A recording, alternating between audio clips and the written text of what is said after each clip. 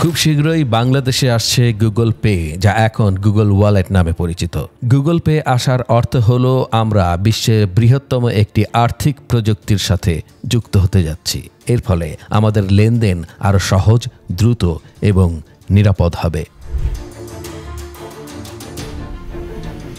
আমাদের দেশে ফ্রিল্যান্সারদের জন্য এটি একটি দারুণ খবর। এতে ব্যাংক ট্রান্সফারের জটিলতা কম এবং অর্থ পাওয়ার প্রক্রিয়া সহজ, যা তাদের কাজকে আরও গতিশীল করবে। প্রবাসীদের জন্য এটি সুখবর।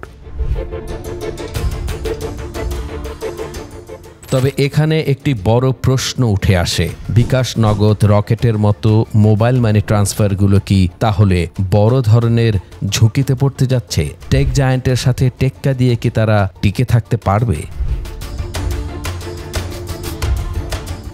হ্যাঁ, প্রতিযোগিতা বাড়বে, এটাই স্বাভাবিক। তবে জানা যায় গুগল পের টার্গেট কাস্টমার হচ্ছে ব্যাংক অ্যাকাউন্ট হোল্ডার, স্মার্টফোন ব্যবহারকারী এবং শহরের নাগরিক। অন্যদিকে বিকাশ, নগদের গ্রাহক দেশ জুড়ে সকল স্তরের মানুষ। তাদের রয়েছে বিশাল এজেন্ট নেটওয়ার্ক, ফিচার ফোনের মাধ্যমেও লেনদেনের সুবিধা এবং বহুমুখী সেবা দেওয়ার ক্ষমতা, যেমন ব্যক্তিগত লেনদেন, বিল পে, মোবাইল রিচার্জ ইত্যাদি। তাই দেশীয় প্ল্যাটফর্মগুলোর বড় ঝুঁকিতে পড়ার সম্ভাবনা কম।